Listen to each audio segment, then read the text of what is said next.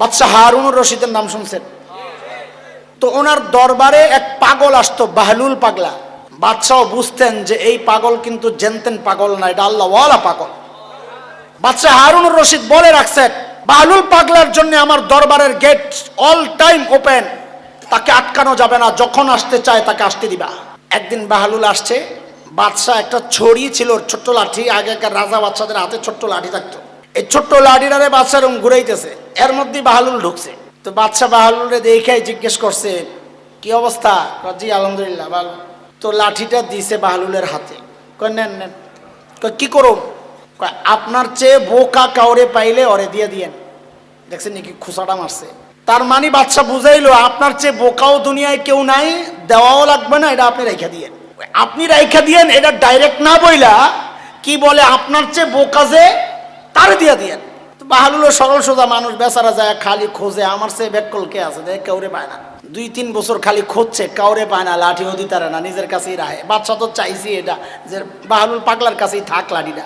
2-2.5 বছর পর হঠাৎ খবর আসছে হারুনুর রশিদ মৃত্যু সজ্জায়, জীবন সায়ান্নে উপনীত, জীবনের শেষ দিনগুলো কাটাচ্ছে। বাহলুল চিন্তা করছে, আরে বাদশা আমারে কত মায়া করছে, একটু দেখে আসি। রুগীকে দেখতে যাওয়া এটা অনেক সওয়াবের কাজ, এটা সুন্নাহ। বাহলুল রওনা দিছে হারুনুর রশিদের দরবারে।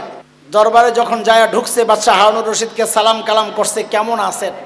তো বাদশাহ হারুনুর রশিদ বলতেছে, বাহলুল সাহেব আমার তো সফরের সময় হয়েছে।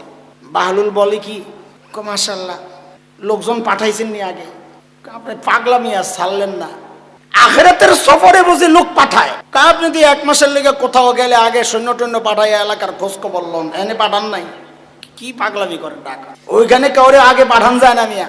ও আচ্ছা, খানা টানা পাঠাইছেন? পাগলামি সারেন, চুপচাপ বোন আইসেন, দেখতেন, দোয়া করে যান গা। আপনি কি কথা কন এগুলা? খবরে গেলে বুঝি খাওন দিব, এনে বুঝি খাওন লয়ে যাওয়া যায়? তো বাহলুল পাগলাও জিজ্ঞেস করে, খানা টানা পাঠাইছেন নি? আরে পাগল, কবরের মধ্যে খানা পাঠাইছে? কি করে ডাকো পাগলামি, চুপচাপ বানাবে। আরে আচ্ছা ঠিক আছে, বাদ দেন, আইবেন কবে? আরে আপনি তো পুরো পাগল হয়ে গেছেন, দেখা যায় আখিরাতের সফরে কেউ যায় আবার ফেরত আসে নাকি? ও তাই? বাদশা পাইছি। বলে কি পাইছেন? আমার সে ব্যাককল পাইছি একজন। কারে কাপড়ে ধরেন, আপনার লাঠি আপনি নিয়ে এলো। আপনার লাঠি আপনি নিয়ে নেন। বলে কেন? বলে আমি এই 2.5 বছর 3 বছর খুঁজেছি আমার চেয়ে বেকুফ নির্বোধ কাউকে পাই কিনা লাঠিটা দেওয়ার জন্য।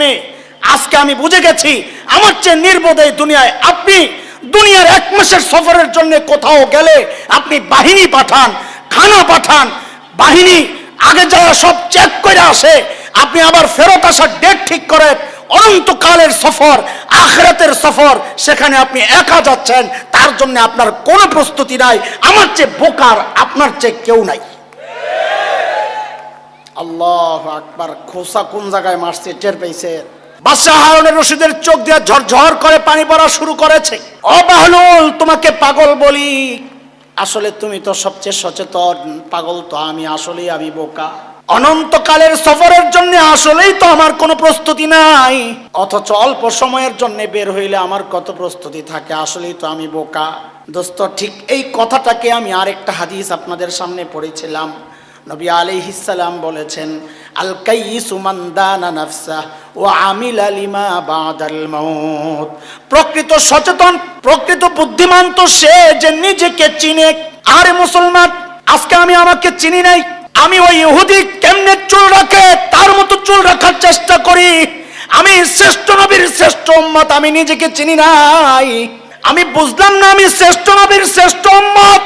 গোটা দুনিয়া আমাকে ফলো করবে, গোটা দুনিয়া তাকায়া তাকায়া দেখবে আমি কেমনে চুল রাখি, আমি কেমনে দাড়ি রাখি, আমি কেমন জামা পরি। আমি সব বাদ দিয়ে আমি এখন তাদেরকে ফলো করা শুরু করলাম। আমি আস্তা একটা বোকা। নবী বলেন, আল কাইয়িসু মান দানা নাফসা। প্রকৃত বুদ্ধিমান সচেতন সেই মানুষ যে নিজেকে চিনে। ওয়া আমিলা লিমা বাদাল মাউত, আর মৃত্যুর পরবর্তী জীবনের জন্য কিছু পুঁজি বানায়, পুঁজি বানায়। ও দোস্ত, কার কি পুঁজি আছে বলেন তো একটু? কার কি পুঁজি আছে বলেন? আমার তো নাই।